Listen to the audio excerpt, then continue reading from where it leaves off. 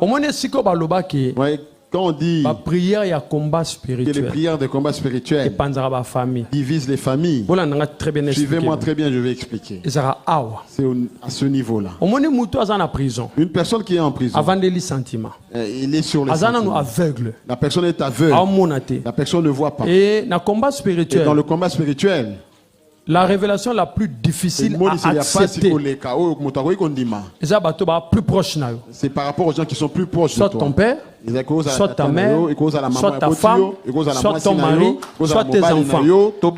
Pondima yango. Pour l'accepter, Faut vraiment zamuto il avandia. faut vraiment que tu y aies l'esprit de Dieu. Parce que plusieurs personnes Yo l'acceptent vandika, pas. yo Toi, tu es là. monate. Vous n'avez jamais vu.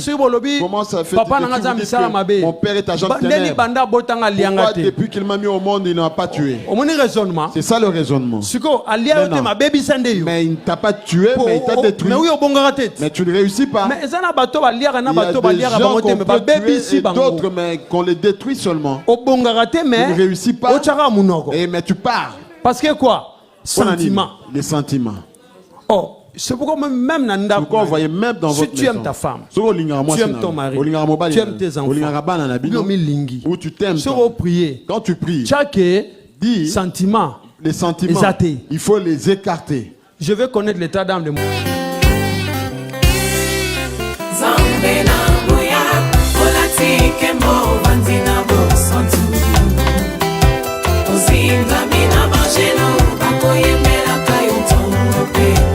Ne croyez pas que je sois venu apporter la paix sur la terre. Je ne suis pas venu apporter la paix, mais l'épée. Car je suis venu mettre la division entre l'homme et son père, entre la fille et sa mère, entre la belle-fille et sa belle-mère. Et l'homme aura pour ennemi les gens de sa maison. Matthieu 10, 34 à 36. Oui. Pourquoi Christ a dit ceci? Pourquoi Jésus a dit ceci? C'est simplement parce que Dieu, dans sa souveraineté, savait que l'état du cœur de l'homme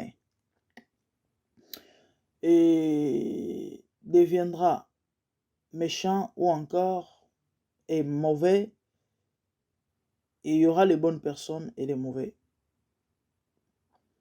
Il y aura des méchants et des justes. Et puisque ces deux ne pouvaient pas, ou encore ne peuvent pas, cohabiter, rester ensemble, donc je devais les diviser, ou encore je dois les diviser. Raison pour laquelle, au commencement, Dieu, après avoir créé le ciel et la terre, dit la Bible, il sépara la lumière d'avec les ténèbres. Après qu'il y créa la lumière et les ténèbres, il les sépara. Donc, molili nampo le bandeko ekoki kovanda esika moko te. Nayokaka bato ebele baeglise na bino binzambi nzambe tala verset oyo bandeko emema bainterprétation kilikili. Bato batelemelaka Bible, bato batelemelaka christianisme, bato batelemelaka bonzambe ya solo en disant que eza religion moko ya kokabola bafamille. Eza religion moko non, soki Yesu alobaki kaye kokabola mama na mwana, eza parce que ayebaki ke mwana moko akoma osambela motema na ekoma ekobongwana epa na nzambe ekoma peto, me mama na ye kotikala na ténèbre. Mama moko akoma kobondela me mwana oza na kati ya sorcellerie, yango il faut kokabola. C'est spirituel, eza physique te. Cette séparation eza physique te. Cette séparation eza te kende na vandi na bana na nga boye, tona mobali, tona ndeko na nga, tona mama, tona tata bota ngai physiquement comme ça. Et nzamba ya kaboli biso apandi biso, non non non. C'est une réalité spirituelle autre expliquer très bien. Oui. Mosel nzamba lobi pourquoi ba combat spirituel topé. Maté ya combat spirituel ba lobaka ekabolaka ba famille. Ndeko nanga mwasi ndeko nanga mobali eloko efo yebake na monde des esprits eloko babengi sentiment existaka te. Yo amuto sentiment kuna sentiment ezalaka te. Oui. Mukilo to vivara en guerre entre bato mabe na bato malamu. Eloko efo boyebaka. Et ce combat est spirituel. Satan a déposé la rébellion likolo qui était lancé. azala pe na badepti na ye oyo balembaka te combattre descendance ya mwasi. Toyebi na Chite na jardin d'Eden Genèse 3:16 tango Nzambe alakeli moto mabe, tango Nzambe alobi maloba ya mabe to pe ya makasi likolo ya moto à cause ya désobéissance, ayebisaki mwasi, ayebisaki nyoka, celle-ci t'écrasera la tête et tu le blesseras les talons. Je mettais inimitié entre toi et elle. Oui, on parlait de Christ, de qui? Inimitié entre Yona descendance ya mwasi, descendance ya mwasi qui est Jésus. Oh, fala bota mananzela mwasi pour rétablir paix, pour restaurer relation ya Nzambe na mutu. Descendance ya nyoka ezali nyoka na bato na ye. Donc bitumba na exista ke zalaka. Ce qui fait que na ndako moko tokozala na bato o bayebi Nzambe to pe bazosambela to pa pesi vi na bongo na Yesu pe ba misusu te kande tolobaka non bana nyonso na famille babotama ndenge moko te. Effectivement mwana mosu akobima Caïn, mosu abimi Abel. Sikoyo boyebi lisolo abe na Caïn Abel, n'est-ce pas? Boyebi ne Caïn boma Abel, voilà. Ti lelo makambo na exista ke ezalaka na ba famille oboma na ezalaka. Yango moni Nzambe alobaki akokabola, akokabola, il faut akabola. Et séparation n'est spirituelle. Et on a ligné olandanga très bien, on a ligné au comprendre nga vraiment. Non, le bas vraiment maman est très important et au songayo. Na monde des ténèbres na banero loba, na monde des esprits pardon, sentiment ezalakate. Biso to ba to trop sentimental, yango moni mambo belé. En tout cas, ils est biso passi. Spirituellement, on n'arrive pas à nous situer les chrétiens. Pourquoi tous trop charnel, trop sentimental et pourtant le monde des esprits sentiments ezalakate. Yaya omoni ndoki. Ndoki so ba ebisi au pia mama à réfléchir deux fois te. À opesa mama. So ba lobi na mwana na yo il faut pesa tata bota yo a opesa ye. So ki pe ba lobi na mama na yo que il faut apesa yo. A kopia yo, a ko réfléchir deux fois te ba oboma yo.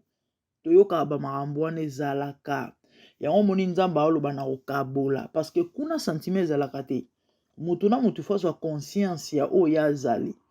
Ce qui veut dire soki bandoki bato mabe bato molili ba occulte tata mo azala kata ba soloka ba ebisi il faut sacrifier beto la bana tien apesi a sacrifier oka bana bazala tina te malonga te ba vie bongaka te mito on dirait tetuka on dirait bana misusu on dirait na epa nanga awa nana ba voisin na ngai bon tozala bango immeuble moko te mais ba tozaka zinga pembeni ya ba ndie ba ndeko bino boyebi ba ndie bazamba bato bakisa kosakana te ya ndako mwa munene ndako ba résidence wana mona ke non eza privé ya bango moko ya munene ba papa ngona maman mpe basi ba koli déjà bana mikolo dans les trentaines na mona mingi ba garçon dans des trentaines comme ça ba koli penza mikolo misu ba quarantaine mama e bazaka bato ba kwiti moko musu na mona yangi na osomba ba whisky ne air nyonso na nini na coin oka mo zo tambulo ndire kizengi loboko na lokolo ndire zo bende so pe AVC donc compliqué donc moto aza spirituel a comprendre yono ba o ba mbeka po soko tali mama tali na papa na bana parallélisme ezate ba mbeka en fait c'est ça kuna so ba lobi ke non pesa bana okopesa boma okoboma pesa betolo opesiko ba chrétien nde bato bazala bato ba sentiment bazala bato ba sentiment sikoyo tango bando sambela tango bando sambela Bible zoloba le fils de Dieu apparaît afin de détruire les œuvres du diable. Tango yozo sambela puisque nous sommes en guerre, n'est-ce pas? Puisque ça combat, il faut qu'on utilise ba armes na guerre ba utiliser ani na bituma ba utiliser ani mindoki. Siko tango yozo utiliser ba armes de l'esprit. Tango yozo utiliser moto, eza moko ba armes. Tango yozo belela mopanga, est-ce que yoba kezaka arme? Sikoyo tango yozo belela mopanga, tango yozo belela moto, et moto esane. Mopanga ezo sane.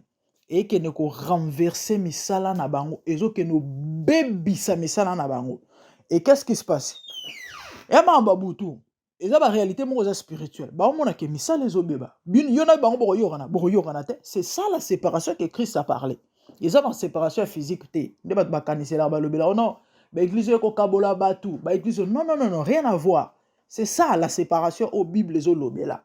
Tant que yozo même misala et ténèbres. Bo yokana te. Imaginez tel que je suis là, nanda kunanga mutu mo ya kota bando panza. Na osepela na mutu wana, na osepela na ete. Siko ba prière to sala ka musala ba prière on eki na osala yango wana.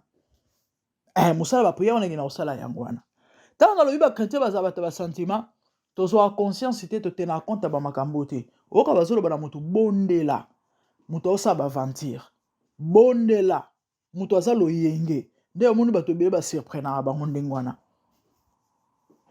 Et ça pena ba misusu oka penza ke non a koti mozindo a sentir penza ke non a ocha ba ngo penza lumbe pression mais abando koti sa ba benga ngone ba compassion moko diabolique moi je dirais bande ko tozala pena ba compassion wana mais le lot regretta ka mamnyo so ma mbolo bate bande ko na des familles vous savez na vie faut à la sage.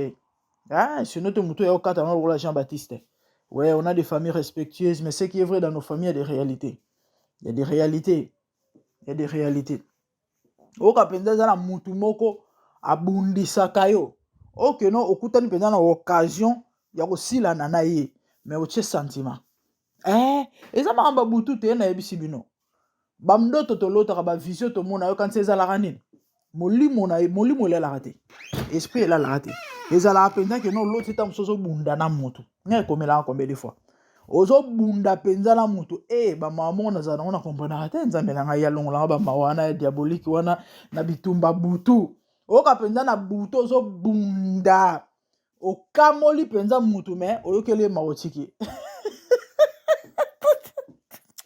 Ok, Seigneur nous aide. Si ko ba on va le battre.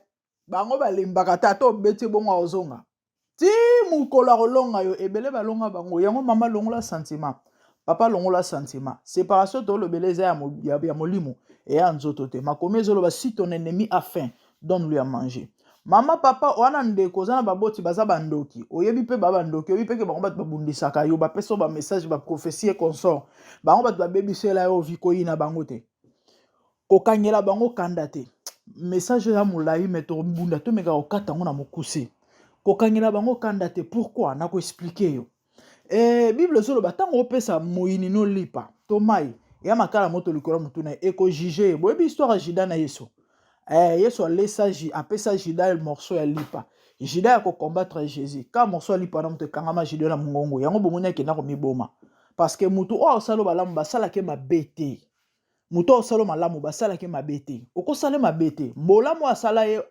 eko condamné yo mais problème ezalaka wapi tel mais ça ba réalité moi za spirituelle spirituellement il faut la paix fort kokabela ndoki kopesa ndoki il faut ezala accompagner na prière ebele ba pesa baboti ebele ba pesa bandeko ebele ba pesa cousin cousine tante consort et memena bango pe babitumba.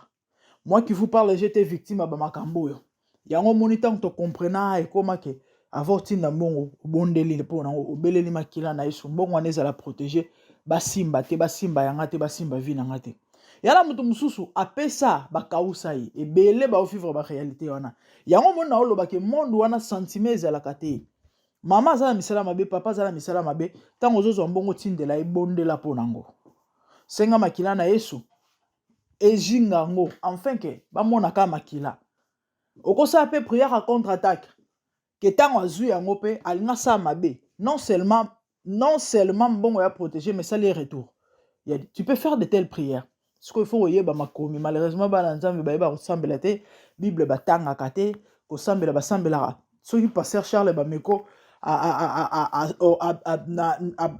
sali prière à armée de minutes to de méditer moi nzamba okota ne prière te donc ba prière yé moko asala kate yé ko sambela il faut ka izana batu ko sambela il faut ka passer lo ba sambela omoni place bable sezali voilà yango omoni tolonga difficilement et voire même pas chrétien okende feti na ndoki ndoki akozonga bakozonga bango mibale ya kolemba chrétien kolala ka pongi sango bondela soi dizaza ya kolemba mais ndoki akopumbwa aokenda sali masolo ayo ozonga na 5 heures comme d'habitude mais chrétien koya nzambe na papa na kumse merci zindi na makila na yesu njubu bande ronfler animbi alali et na butu temps ba oya ba osakana na yo et ba biloko il faut te na compte na nous sommes en guerre. Moïse a déclaré tant que likolona se lekite Amalek na Israël ba kozana kimia te ba kobundaka Amalek eza descendance ya Satana ya Amalek eza bandoki banganga tala omoni ndoki ato sele nyonso sombele ndako na tongo na buta obomo so ba bisa boma yo akoboma yo y a rien que tu puisses faire oyo ko satisfaire ndoki y a rien que tu puisses faire oyo ko sepelisa motema moto alinga côté y a rien que tu puisses faire oyo ko sala ke ndoki linga yo ezate. Pourquoi? Parce que bozana e molimo moko te bone molimo moko te molimo zo kambone zo kamba ekeseni donc bokosama monenge moko te akolingaka yo jamais. Lelo toyoka bato passer alobi yango boyoka yango na video na suka ba église mino panzaka bato soki mama nanga azalaki ndoki to soki papa nanga azalaki ndoki pourquoi aliaki nga te barezo eza ebele o pourquoi alelaki yo te na omentionnelo ata mibale to misato moko ya baraison ezali parce que vie ya moto asimbi yango eza nzambe makomi ezoloba elo mote kosalema soki apesi nzela te. Vous comprenez? Certainement koloba aseke bato nyonso bakufa nzambe oui nzambe apesaka nzela na sens que soka permetaka na sens que il y a des raisons autant mosusu ezalaki baatteindre moto bazwi accès babomi moto mais généralement il y a liboso il faut yeba que c'est Dieu qui garde qui protège yango esalaki baboma yo te raison ya mibale kindoki nyonso te babomaka bato na bomwana epe nazala bebe abomanga te nazali bomama te bomoni kande tobokolaka basoso abona ye na bato babona ye na Congo eza na ça dépend ya famille na famille parce que bafamille nyonso eza na bakindoki bakindoki wana ezalaka baconstitution chaque famille eza na baloi établi nango na loi établi à chaque famille sorcellerie ezali oyo eza ko balobaka nini epesi bamibeko concernant vie ya motu na motu. Il y a de ces familles là bato bakokisaka 50 te to mpe balekaka 50 te bakobomba oyo bakobatela yo bien olie neti kaka nde tobongola soso na tababona ne ovimbi ntango moma na ekomi kok bakokoti yo bakolia yo mpenza kitoko na pilipili na mungu elobaka paster chale bameko. En fait c'est ça mosusu ezali babomaka te mais bautilisaka nde baétoile kuna bino baboma te bovivaka longtemps sistema barekabiti te mais boza na droit kotonga te boza na droit kozala bien te boza boyebi te.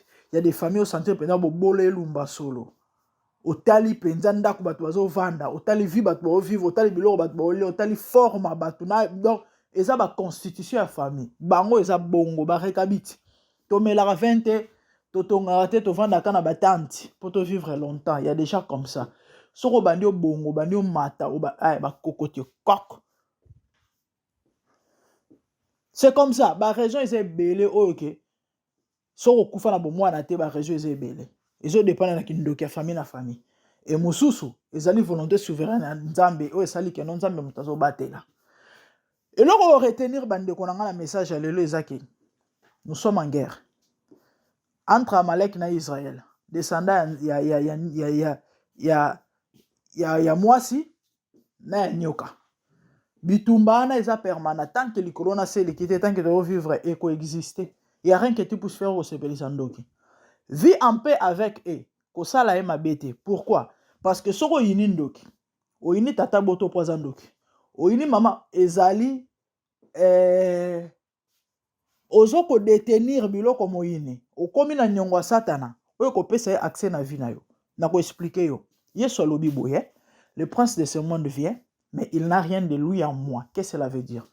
Kati na nga na elo monte oyo pesa satana nzela simba vie na ngai malheureusement biso to sala combat spirituel tout en ayant biloko satana anu yo zo bunda na moyini mais ozala nyongo na ye alonga yoti alors yo so mona ozo soit en fait na ebité eza compliqué. Donc tu ne peux pas combattre les diables tout en ayant ba nyongo na ye. Ya moni Bible zo ba na Romains 8 que nous ne sommes plus redevables à la chair. Pourquoi? Parce que Christ a tout payé sur la croix. Yesu asa mema masumu na biso de yo za muto vivre so na ba vie wana te. Ba ekobo, ba moyibi, ba kanda, ba biloko wana nyonso pourquoi? Ezali biloko ya Satan zongisela biloko na ye. So lungo bunda olonga zongisela biloko na ye. Tant que tu vas retenir ça et ozala pas pona yo. Yango moni loba na nzambe ba olonga te pourquoi? Ba vie ba vivre zo pekisa bango.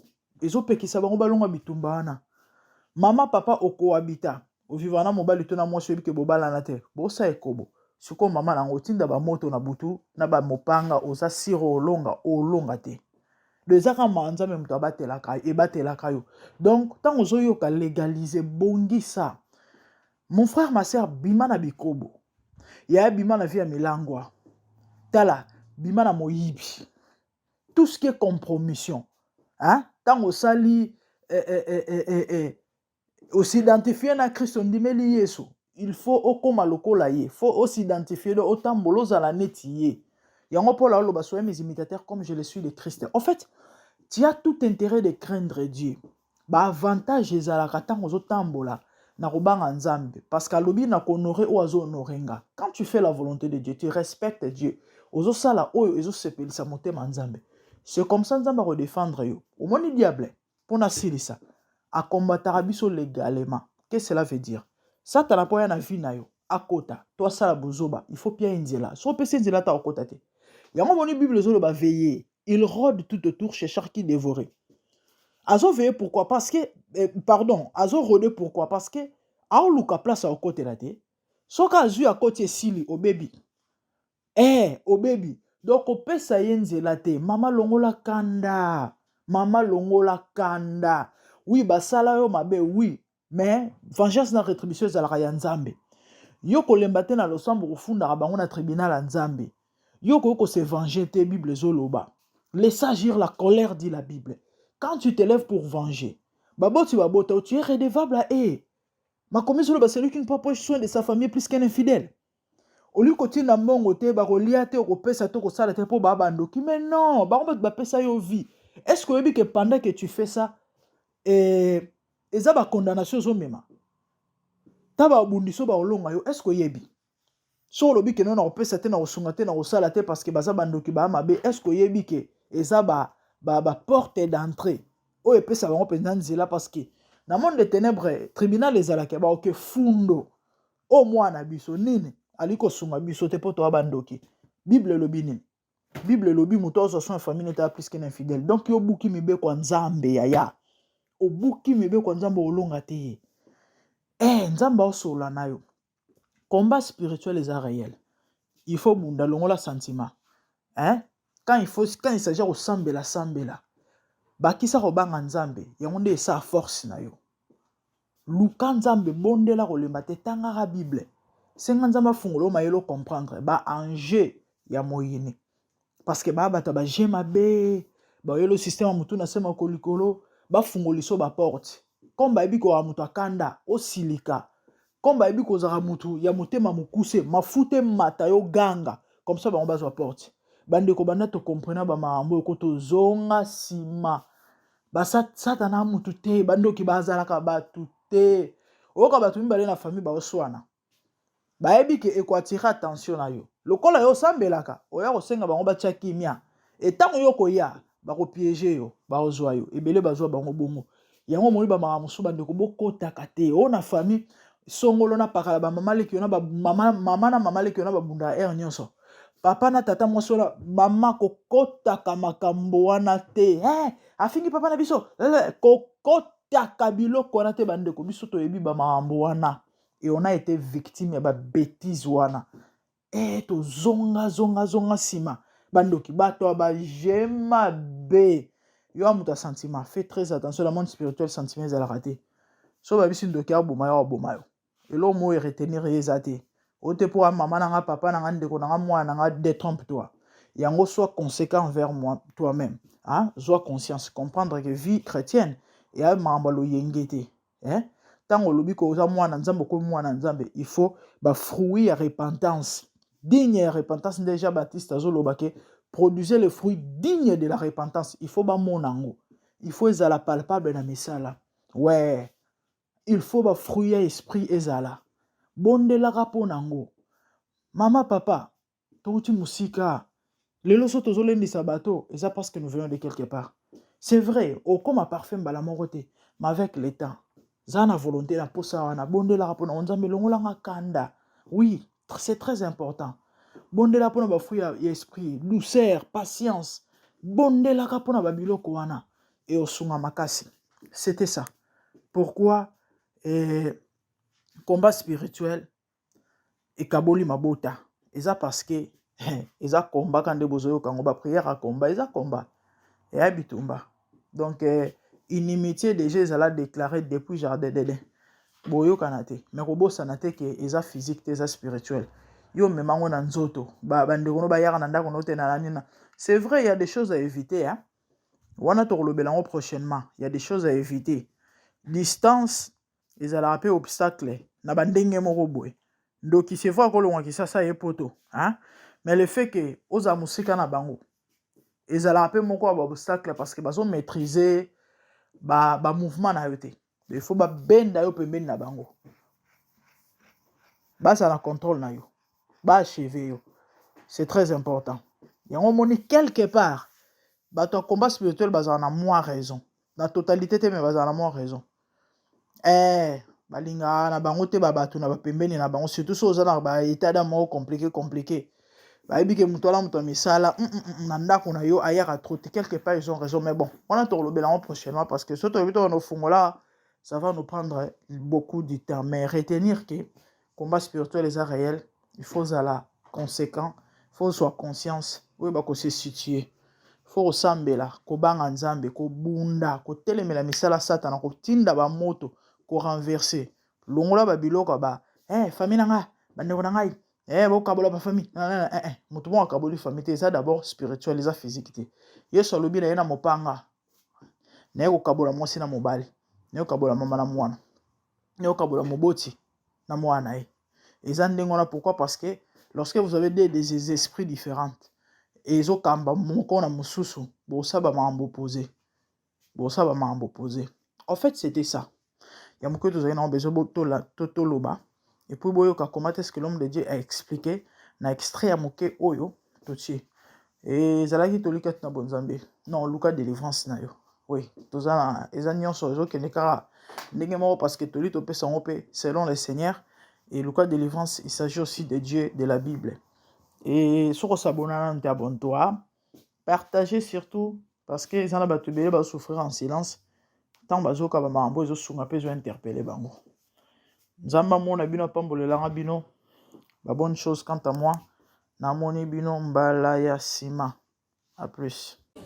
Quand on dit la prière et combat spirituel, que les prières de combat spirituel divisent les familles, suivez-moi très bien, je vais expliquer. C'est à ce niveau-là. Une personne qui est en prison, il est sur les sentiments. La personne est aveugle. La personne ne voit pas. Et dans le combat spirituel, la révélation la plus difficile à accepter, c'est par rapport aux gens qui sont plus proches soit de toi. Ton père, soit ta mère, soit ta femme, soit ton mari, soit tes enfants. Pour l'accepter, il faut vraiment que tu aies l'esprit de Dieu. Parce que plusieurs personnes l'acceptent pas. Comment ça fait que mon père est agent de ténèbres? Pourquoi depuis qu'il m'a mis au monde, il n'a pas tué? C'est ça le raisonnement. Mais il ne t'a pas tué, mais il t'a détruit. Mais tu ne réussis pas. Il y a des gens qu'on peut tuer et d'autres, mais qu'on les détruit seulement. Tu ne réussis pas. Mais tu pars. Parce que quoi? Sentiment. Les sentiments. Oh. C'est pourquoi même on voyait même dans votre tu aimes ta femme, tu aimes ton mari, tu aimes tes enfants, où tu t'aimes. Quand tu pries, chaque sentiment, les sentiments, il faut les écarter. Je veux connaître l'état d'âme de mon mari, de ma femme, de mes enfants. Si tu pries ainsi, ta maison sera sauvée. Mais quand tu pries, tu dis, Dieu protège mes enfants. Mais tu ne connais pas leur état d'âme. Moi, c'est pas mon problème. Le prend mal, La Bible dit, en réalité, dans l'homme, c'est quoi? Oui. Bon, Dieu protège les enfants. Si parmi les enfants, il y en a un que l'ennemi utilise, Dieu protège mon mari. Si ce mari-là, ou cette femme-là, l'ennemi l'utilise. Jésus a dit à Marie, le Seigneur Jésus, il a dit à Marie ceci. Femme, moi-ci, qu'y a-t-il entre toi et moi? Là, il a parlé du sentiment. Maman n'a biologique. Ma mère biologique. Mais ce n'est pas sa mère. Car c'est maman a été. Biologiquement, Abimi Nanzela na ye. Mazo le belé, anga isaye que. Elle voulait seulement dire. Ici là, il y a pas, ce n'est pas une question de sentiment.